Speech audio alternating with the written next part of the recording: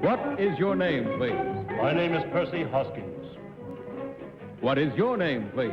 My name is Percy Hoskins. What is your name, please? My name is Percy Hoskins. Two of these people are imposters. Only one of them is the real Percy Hoskins, and is the only one sworn to tell the truth. And here is our host, Bud Collier.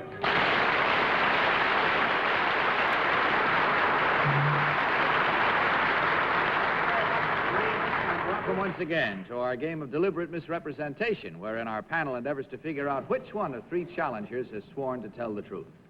To Tell the Truth is brought to you each week by Geritol, America's #1 tonic, the high-potency tonic that helps you feel stronger fast. And now let's meet our cross-examiners. What is your name, please? My name is Polly Bergen. My name is Ralph Bellamy. My name is Kitty Carlisle. My name is Gardner.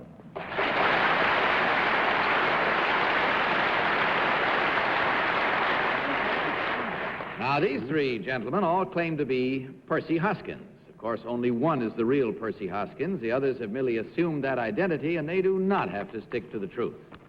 Now, panel, you'll find copies of an affidavit in front of you. Will you please follow along while I read it? I, Percy Hoskins, am the crime editor of the Beaverbrook newspapers in England. I have covered scores of Britain's biggest criminal cases, among them the case of the diplomats Burgess and McLean, who disappeared behind the Iron Curtain, and the recent case of Dr. John Bodkin Adams, who stood trial accused of murder for profit. I am sometimes referred to as Scotland Yard's Dr. Watson. Signed, Percy Hoskins.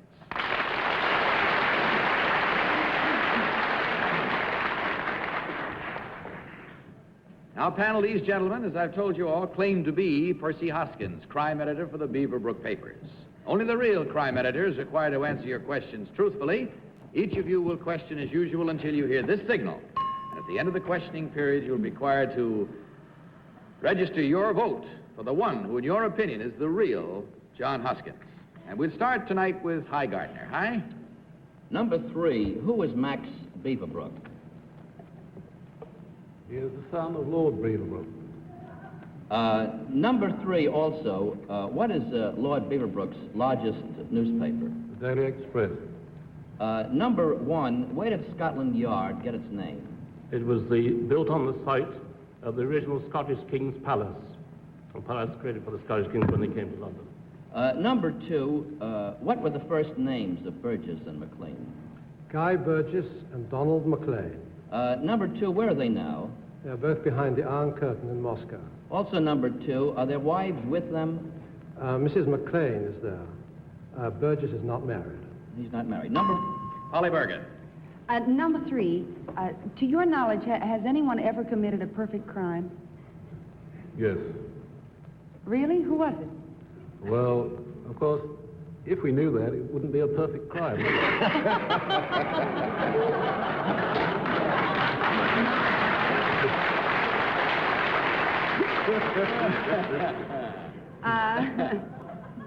All righty. Number 2, where did Dr. Adams come from? Eastbourne. I beg your pardon? Eastbourne in Sussex. Eastbourne. And where was his trial held? At the Old Bailey in London. The Old Bailey in London. Ralph Bellamy. Number 1, who were the principals in an unsolved murder case in Nassau a few years ago? Oh, I know there's someone named Oakes. I don't remember the other characters. Number 2, how many alleged victims were there in the Dr. Adams case, and how much money was involved? There were 3 people for whom he was put on trial, but it was rumored that there were up to 300 people. How much money was involved, do you know? I can't give you the exact sum. Number 3, were either Burgess or McLean ever assigned to the United States? Yes. Which one? Washington. Which one was assigned here? Well, they were both here. Both assigned? Yes. Kitty Carlisle. Number 2, why do English crimes always seem gorier than American crimes? It's a rather difficult question. Perhaps it is that we've had rather more experience than you have. Number one, what was the lady's name for whom Dr. Adams stood trial, and what did she leave him? Mrs. Morrell, and she left him a Rolls-Royce car and a case of silver. A case of silver. Number two, can you tell me the name of Lord Beaverbrook's country home? No, I can't. Number three, can you? No, I can't. Can you, number one? Leatherhead, Cherkley Leatherhead. Number two, do you believe that Burgess and McLean are still alive behind the Iron Curtain and are directing Russia's foreign policy? Yes, I do. Didn't expect That's that. it, panel. It's time to vote. Without consultation, will you mark your ballots and select number one, number two, or number three? Remember that the team of challengers receives $250 for every incorrect vote. Holly, have you marked your ballot? Okay, who'd you vote for? I voted for number one. Actually, I sort of thought it was very simple because who else would know why Scotland Yard was called Scotland Yard when it's in England? True. Ralph, for whom did you vote? Number one. Number one knew about Lord Beaverbrook's country home, and I don't know, he kind of struck me as a newspaper man, and he did know about the Oaks trial in Nassau. Kitty, who was your choice? Number one.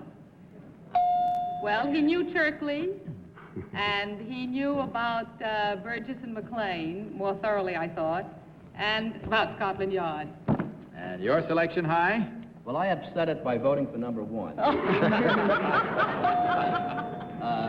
He seemed to know the right answers, firstly, and secondly, I think I remember seeing him in a late show carrying an umbrella. That really firmed it up. Well, the votes are in, minds are made up. Now let's find out which one of these gentlemen is the crime editor. So now, may I ask, will the real Percy Hoskins please stand up?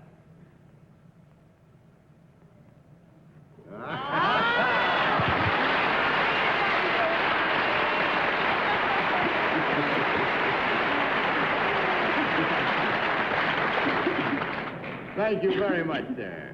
Number two, you were the one, I believe, who said that there were 300 that he was suspected of killing? That's right. I thought at the time that was quite a considerable amount of esprit de corps that he had. Would you tell us who you really are and what you do? My name is Harold Thackraw. I'm the sales manager for Auto Europe, which is a firm which sells automobiles to people going to Europe on vacation, on the purchase and purchase. And number three, how about you, sir? My name is George Luther. I am the Vice President and General Traffic Manager of British and Irish Railways, North America.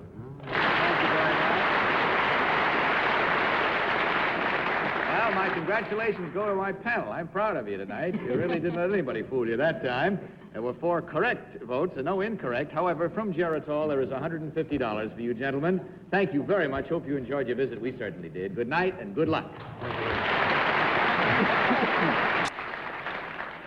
Now, may we have our next challengers, please?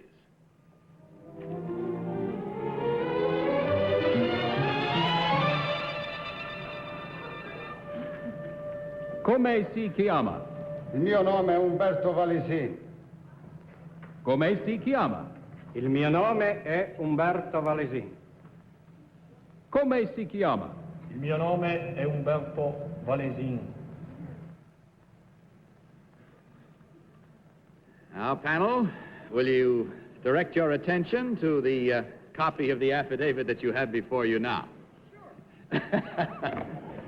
I, Umberto Valesine, live in Venice, Italy.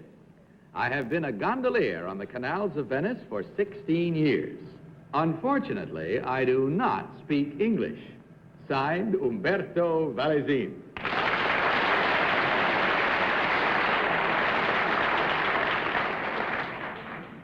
Now, panel, these 3 gentlemen claim to be Umberto Valesine, gondolier. Remember, please, that only the real Umberto Valesine is required to answer your questions truthfully. And at this point, I would like to introduce a lovely Miss Maria Scaglia of the United Nations, who will interpret for the 3 gentlemen.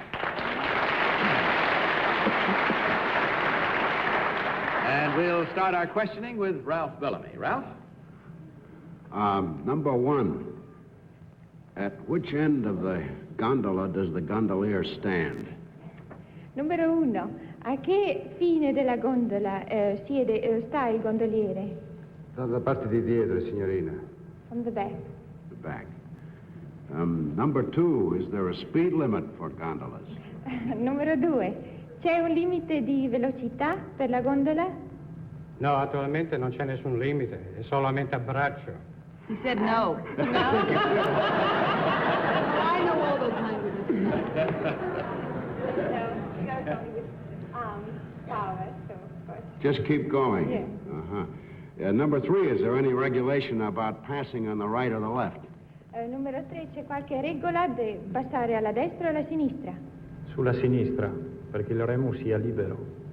On the left side, so that the oar is free to go. Doesn't hurt. Number 1. Must all gondoliers sing? Numero 1. Tutti i gondolieri devono cantare? Quasi tutti i gondoli, signorina. Almost everybody sings. Kitty Carlisle. Kitty? I want to try out my Italian. All right. Numero 1. Quando vuol girare, che suono fa con la voce? Quando devo girare, signore, dico, Oe! Oh, sure. Matter of fact, we do that here. You know, I can't stand show-off. I had to find out if it was still there. Number 2, have you You're ever not going been... to tell us what he said? I said, when he has to go to the right or the left, what kind of a noise does he make? Oh, thanks a lot. He said, oi! Oh. Number 2, have you ever been involved in a traffic accident? Numero 2. Lei ha mai avuto nessun accidente? Delle volte mi sono trovato in parecchi incidenti perché sono molte le gondole che si trovano a Venezia, specialmente sul Canale Grande. That mean yes? Yeah, a lot of times. Yeah. All kinds of accidents. Yeah. Because there are a lot of gondolas on the Grand Canal. I thought he said he got parking tickets. All right. Hi, Gardner. He sounds more like he was trying to get out of an accident. Number 3, something new has come from Italy this year. It's a thing called Galliano. Now, is it a new gown, a sports car, or a liqueur? C'è una novità in Italia che si chiama Galliano. Che cos'è? Un'automobile, una sottana o che cos'è? Non so, almeno a Venezia questo Galliano è solamente un nome. Come? He doesn't know. He thinks it's only a name. I said, would you know, number 1? Numero Sì, 1, credo lei... che è un liquore, signorina. Galliano, lei crede sia un liquore? È un liquore. He thinks it's a liquor. Yeah. Number 1, do you have to take a driver's license to be a gondolier? Numero 1, deve avere una licenza per guidare la gondola? Sì, dalla questura, dalla cooperativa. He must have it from the cooperative of the gondoliers. How deep? Polly Bergen. In Italian, Polly. Oh. That's amore?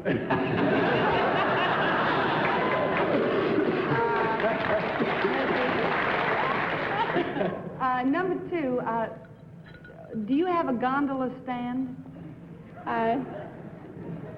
Numero 2, dunque c'è un posto dove stare nella gondola? E attualmente ci sono dei posti, sì.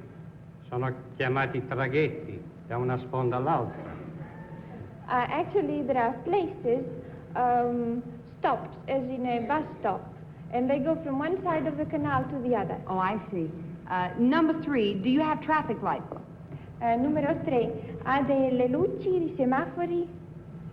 Sì, c'è un semaforo rosso, verde e giallo, come qui. Yes, there's one. There is red, green, and yellow, as here. That's it, panel. Time to vote. No consultation now. Would you please mark your gondolas and select number 1, number 2, or number 3. What's going all over the place? Okay, Polly, I'm ready if you are. Are you ready? What number, Polly? I vote for number 3. Huh? Actually, he seems to have sort of had the hardest time with all this, which sort of was understandable to me, not understanding Italian. And I do know because somebody told me who was in Venice that they have one traffic light on the Grand Canal. And he said that, and, well... Ralph, how about you? Number 2. I seem to detect that number 1 understood a little English at one point there. And number 2 was a little slow with the answers. Number 3, I mean, and number 2 seemed to have them. How about you, Kitty? Number 3. I like the way he described what happened with the oars when he had to go on the left-hand side. And how about you, Hi? Your choice, please. I voted for number 3. I was going for 1 until I asked the question about a liqueur, and I don't ever remember reading about any gondolier being arrested for drunken rowing. All right, here we go now, paddling our own gondolas. We've made up our minds and cast our ballots in the Grand Canal. Let's see which one of these 3 gentlemen is the real Venetian gondolier. Will the real Umberto Valesine please stand up? Il vero Umberto Valesine si alzi.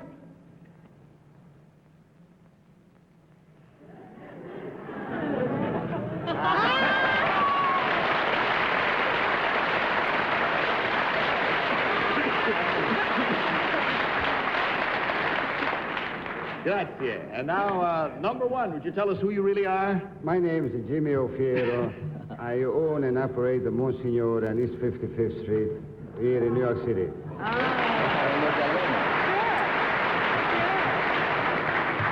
Thank you, sir. And number 2, what about you? I am a New York-born Vincent Ladrini, General Representative for the Gancia, Vermouth, and Asti Spumante. Thank you, sir. You're probably wondering what a Venetian gondolier is doing here in the United States. It so happens that Umberto Valesine is one of a group of European transport workers brought here on a goodwill tour by KLM Royal Dutch Airlines. Miss Scalia, we want to thank you for aiding us so beautifully tonight. Thanks for being with us. And you gentlemen, there were exactly only 1 incorrect vote. That means there's $250 that are contributed by Geritol. Hope you enjoyed yourselves, and from all of us to you, buona sera e buona fortuna.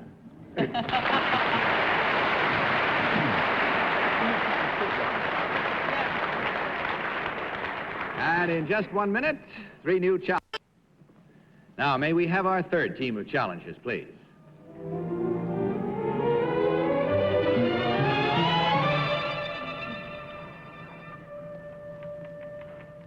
What is your name, please? My name is Marion Ladawig. What is your name, please? My name is Marion Ladawig. What is your name, please? My name is Marion Ladawig. Here we go again, panel. Will you follow along with your copies of this affidavit? I, Marion Ladawig, am the 1957 Women's Individual Match Game Bowling Champion.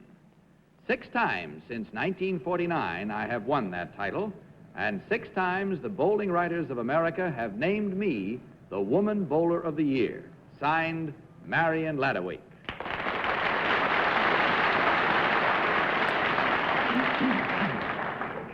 All right, panel, these ladies all claim to be Marion Ladawig, champion bowler.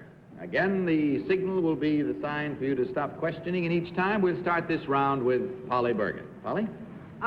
Number 2, looking down the alley, what is the pin to the far right?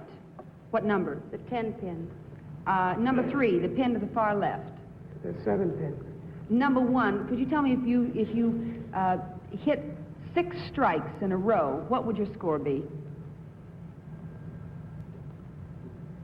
Number 2, could you tell me?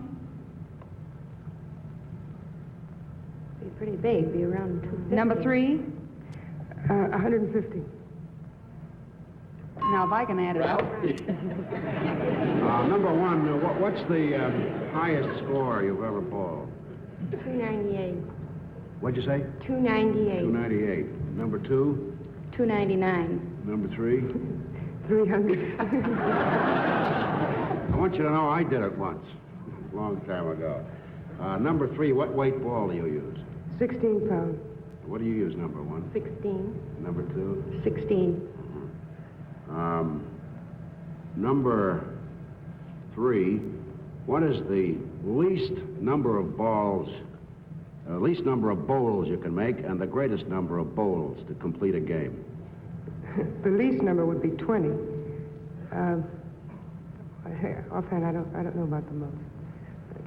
No. Kitty Carlisle. Well, I've never seen a bowling match, so I'm going to ask some pretty silly questions, I know. Number 2, does it take skill or mere sort of strength to be a good bowler? No, it doesn't take strength. It's more timing. More timing. Number 3, are you married? No, I'm not. Number 1, are you married? Yes, I am. Does it embarrass your husband to have a good athlete in the family? No, it doesn't. Is he a bowler? Mm-hmm. Is he as good as you are? Well, I think he's just as good. He is, but he's never won any trophies. No, he doesn't go in. Number 2, what kind of trophies do you win when you win a bowling match? Some big and some small. What do they look like? Well, they usually have a figurine on them. Number 3, what does a match game mean? That means that you are playing against individuals. Hi, Gardner. Number 1, who was the female bowling champ in 1956? 1956, that was Anita Calcine. Would you know number 2? Anita Cataline. Number 2, how do candlesticks differ from duck pins? Candlesticks are tall and thin, and duck pins are short and squatty. Number 1, how many girls in the past 2 years have bowled perfect 300 games? That I couldn't tell you. Would you know number 2? No, I don't. Have any girls bowled perfect games number 2 in the last 2 years? There might have been 1 or 2. Would you know number 1? There might have been, but I couldn't tell you. That's it, panel. Time once again to vote. So again, may I call upon you to mark your ballots for number 1, number 2, or number 3. All right, panel, you've done very well so far tonight. 1 perfect score and 1 3 out of 4. So let's see what Polly has voted for this time. Polly? Wait. What's the matter? I don't know. Not getting the message? I couldn't add up whether she was right on 150. Oh, I see. Well, grab a number from 1 to 3. What'll it be? I didn't think she was right, so I voted for number 2. That's a 2? Well, I think Freudianly I sort of went into a number 3. I think it's number 2 because I was sure it was number 3, but when it wasn't her, there wasn't anybody left but number 2 because number 1 didn't get the last name right of something or other that high ass. Buona fortuna. All right, Ralph? Number 2. Number 2 corrected number 1 on 1 question, and number 3 gave me a wrong answer on one of my number questions. One of your number questions. All right, Kitty, for whom did you vote? Number 2. I've always heard that I have to go on what I see because I don't know about bowling. I always thought that bowling was very good for your figure, and I think number 2 has the slimmest hips. Ralph was there. All right, Hi, how about you? Well, I upset it again by voting for number 2.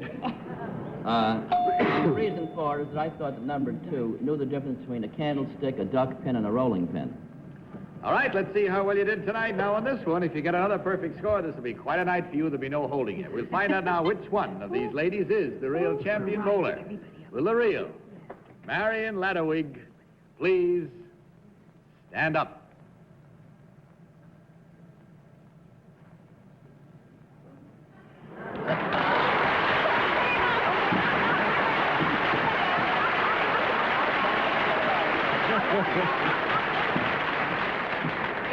Oh, I'm telling you, there'll be no holding them now. Thank you very much. Number 1, would you tell us who you are and what you do? I'm Vicki Murphy, and I'm a head of stock and hosiery in Orbach Department Store. Thank you very much. And how about you, number 3? My name is Ruth Cage, and I'm a press agent. Well, another perfect score, which means there were no wrong votes, but of course, Geritol has $150 for you ladies to divide. I hope you enjoyed your visit. It was very nice having you here. Good night, and good luck to you.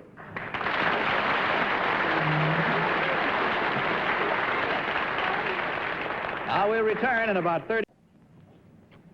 Well, that's all the time we have for tonight, except to say good night, panel, and Polly Bergen, best of good luck on your new show. Thank you very much, Bud. And this is Bud Collier saying good night from Geritol and reminding all of you to tell the truth. Good night, everybody.